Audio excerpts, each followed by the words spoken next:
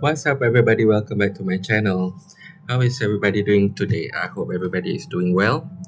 Anyway, yesterday we just received a bombshell from Candace Owens, and she has been tracking these Egyptian planes that was flying around Utah for the past couple of months. Okay, and previously she was reaching a conclusion that she thought probably this plane was following Charlie Kirk around. Okay, but upon further checking, she found out that this plane was actually following Erika Kirk, not Charlie Kirk. Okay, so this is quite an interesting revelation. So before we get started, if you like this kind of content, kindly press the subscribe button, and if you like this video, kindly press the like button. So without further ado, let's get started. I'm going to start today's video by playing this clip from the Candace Owens show where she was questioning about the Egyptian planes that was detected around Utah for not, like for the past couple of years. And she is indicating that this plane has been following Erika Kirk, and she does have the facts to back it up, okay? So I'm just going to play it and I will provide my commentary later as per usual. Now, okay? So you have to remember that Charlie landed into Salt Lake City at 9:23 a.m. local time. I suspect that if he had instead landed into Provo, he would have recognized the blue Egyptian plane, okay? It's not every day that you see an Egyptian military craft. It is now my well-informed opinion that he would have looked at that plane and he would have recognized the blue plane, and he would have instantly realized that something was amiss. And now I'm going to explain to you very carefully why I suspect that it is highly likely that Charlie would have recognized that plane, okay? Tail number SUBND, the blue plane. A pregnant mommy sleuth who was locked into this investigation discovered something that me and my team had missed. I consider her, obviously, and all of you to be my decentralized intelligence agents. Anyway, she sent me a rather urgent email, and I'm obviously protecting her identity for reasons that are clear. But I want you to know that this discovery is due entirely to her. She is the person that, in this regard, went max for Charlie when I missed something.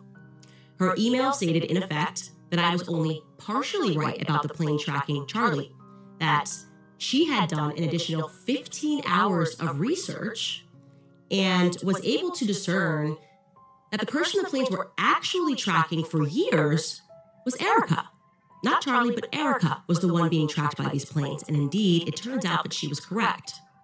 She discovered that between 2022 and September of 2025, both of those aircrafts, SUBTT, the yellow plane, and SUBND, the blue plane, showed 68 overlaps with Erika's documented locations, okay? 68 overlaps. I have since been able to add now 73 times that this overlapped, okay?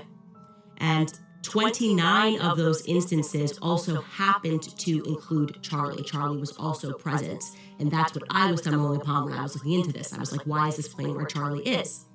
The flights were majority clustered within 5 states: Kansas, Missouri, Nebraska, Delaware, and Utah, and it's a pattern that she believes is statistically not random. I'm telling you this information has been completely verified. I am showing you this on a spreadsheet now. These are all the instances in which this plane, 68 instances that this plane crossed with Erika. And I'm also going to say this includes overseas as well, okay? So my instant question becomes, why didn't Turning Point acknowledge that this plane was familiar to them? When I was taking all of these figurative online bullets, someone could have easily said something, right?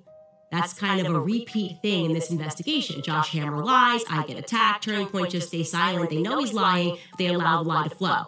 Alex Clark lies, I get attacked, I'm telling the truth. Turning Point knows it, but they kind of allow this like Catholic thing, lie to flow. And the influencers are allowed to lie. Nobody at Turning Point ever just steps to clarify that I'm onto something or I'm telling the truth about something. And when it comes to these Egyptian flights, the math on this is indisputable. there is less than a 0.00000001% probability, okay, under random distribution models that these Egyptian planes coincidentally landed around Erika at these times. Like I said, this plane was not just with her in America, it was also tracking her overseas as well. I flagged this because I was alarmed because I thought it was tracking Charlie, and I'm telling you that this plane, in addition to Charlie, and primarily actually was tracking Erika. Now, let's get to the day of the assassination. So, if you guys haven't checked my previous video about Erika Kirk, you guys should check it out because her background is very shady. Okay, I mean, like, first of all, her mother previously worked with the government. You know, she's connected to the government, something to do with defense. I don't know, but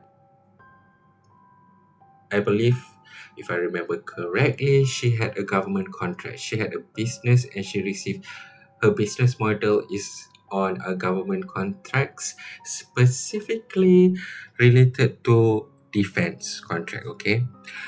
So I was talking about Erika Kirk's shady background before, in which, first of all, she was invited to join the Miss USA competition out of nowhere. This is based on her own testimony, by the way. She was saying that she received an email from the Miss USA competition, okay, and she eventually did win Miss Arizona, okay. And if we look back at that time, the owner of the Miss USA was actually Donald Trump. Okay. And then when you look back at Charlie Kirk before he died, I mean, like, he was campaigning for Trump nonstop. Okay. I mean, like, it literally was his mission to get Trump elected. Okay. So immediately there's a connection there, right? And then when you look at their background, I mean, like, these two people, they couldn't have been, it's like match made in heaven. Okay. I mean, like, Erika Kirk has an orphanage. She opened up a non-profit company. Everyday is called Everyday Heroes. And from this non-profit company, she opened up an orphanage in Romania at the age of 17. No, she opened up that non-profit company at the age of 17, but she opened up the, what do we call, orphanage in Romania at the age of 20 something, 21 or 22. Okay. But immediately that's suspicious. I mean, like, 17-year-old girl don't think about opening up a non-profit organization. Okay. That's suspicious. And then secondly, she won the Miss USA competition and blah blah blah. But why on earth would she want to open an orphanage in Romania? I mean, like, back in those days, I mean, like, this was 20 to 30 years ago, there's a lot of child trafficking controversy in Eastern European countries, especially Romania, you know. So I find it interesting why she opened up an orphanage in Romania to begin with, okay? And then when you look at one of her Romanian Angels video, the orphanage video on her Vimeo account, in that video, she appears with Colonel Otto Busher III, okay? And this guy is a high-level US military personnel, okay? And it's also interesting to note that 5 years later, around 2014 to 2015, Busher was implicated in an underage sex scandal. Romanian journalist Ion Spanu reported in Cotidianul that Ana Maria Nusiu, a translator at the base, alleged a brothel operated on the premises where underage girls were trafficked to satisfy US soldiers. So, don't you find that weird? I mean, I'm not suggesting anything, okay? I'm just sharing information, okay? Don't come after me. But don't you find it weird? The guy appeared in a Romanian Angel video, and then later on he became very influential in that military personnel base and was caught in an underage sex scandal. Oh my god, I'm not sure if I'm allowed to say that on YouTube or not. Hopefully they won't come after me. And actually that case went viral in Romania back then, and the Romanian government tried to persecute him. Okay, prosecute him, not persecute, prosecute him. But because due to an agreement, let me read this.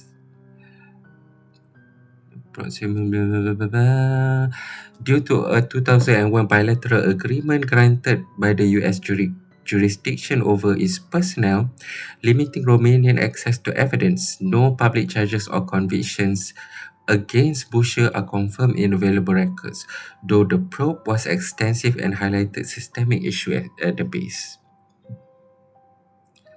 Could it be that her orphanage was supplying this underage? You know, could it be? I don't know.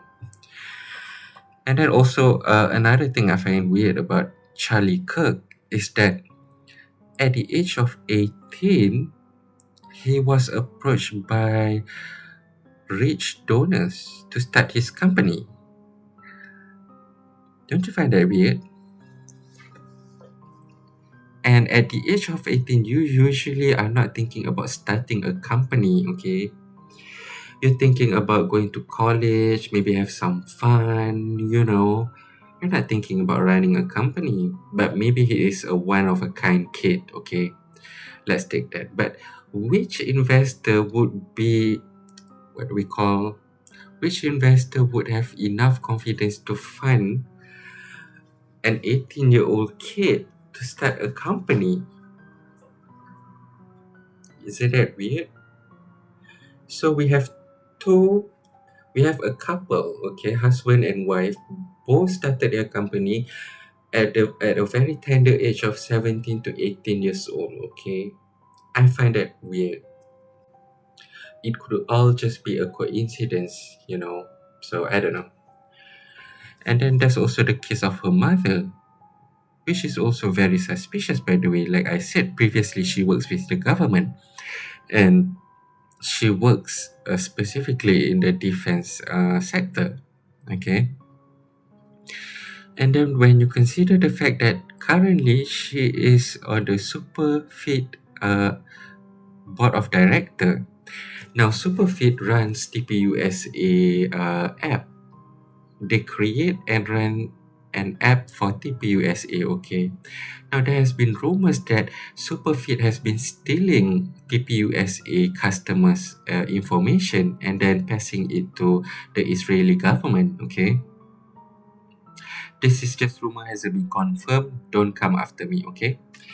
What I feel like is going on right now is, I mean, like, this is just a theory. Again, don't come after me, okay?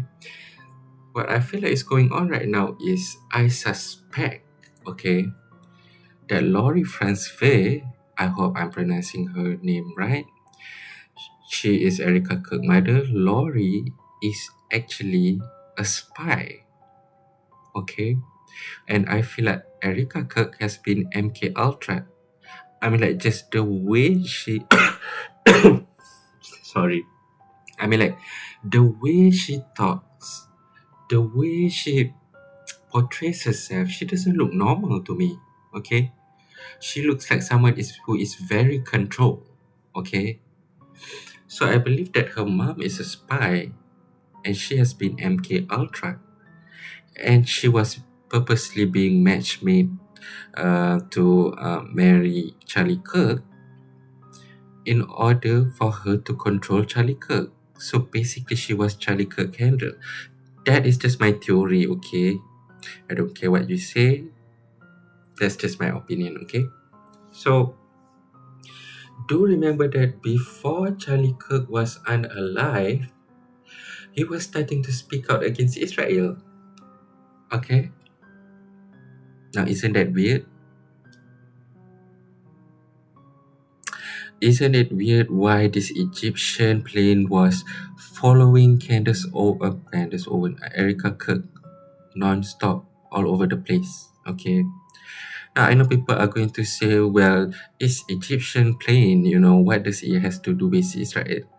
Well, ever since they already dethroned the Hosni Mubarak government, Egypt has always been under Israel's watch. I mean, like, Israel literally owns them, okay? It is just to divert attention away from them, okay? They're very good at that. So, I don't know. And I also believe that they are trying, the US government right now is trying their best, to make Americans hate Muslims as much as possible, okay? They're trying to create this like bad image about Muslim and so on, Sharia law, whatever Sharia law nonsense. It's never gonna happen to America unless you take like tens of millions of Muslim and bring it to America. Well, that's your fault. That's your problem if you ever do that. But I find it, as of right now, I find it nonsense. I mean, like, there are only 1% of Muslims in America, okay? And they're not rich people. They're not like JEWS. JEWS. Can't even say their name. So, I don't know. I find this tactic fear mongering. And why do I feel like at some point they are going to blame Egypt or Muslim Brotherhood to this Charlie Kirk killing? The government are not stupid, okay? They like you to think that they are stupid. But they're not stupid, okay? They are very smart. Evil is not stupid. Evil is very smart, okay? They've been paying attention all this time around.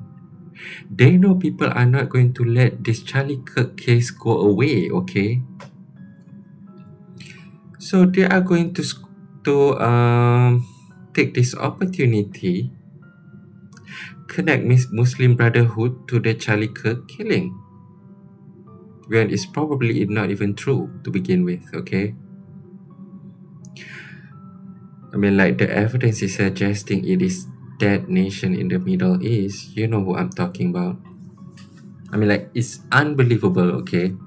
Even when I'm not looking into Israel, their name always comes up. Like, literally 7 to 8 out of 10 times, okay? If it's not their name, it's the JEWS name, okay? They always come up with everything, almost everything I research, okay? It's unbelievable. And I also find it weird why, I mean, like, Candace Owens and Tucker Carlson was under so much scrutiny right now for questioning the official narrative behind the Charlie Kirk assassination. I mean, like, why can't we question the official narratives, especially when the official narratives are full of holes to begin with? Okay, why can't we question it? I mean, like, that's the point of journalism. Okay, to not always take everything at face value, right? And I am going to cover about this Muslim fear mongering tactic going on in America right now. It's going to be on my next video. So if you like this type of content, I cover a lot about global politics, economics, and also conspiracy theories. Kindly subscribe to my channel. And if you like this video, kindly press the like button and leave some comment. Okay. Until next time, bye bye.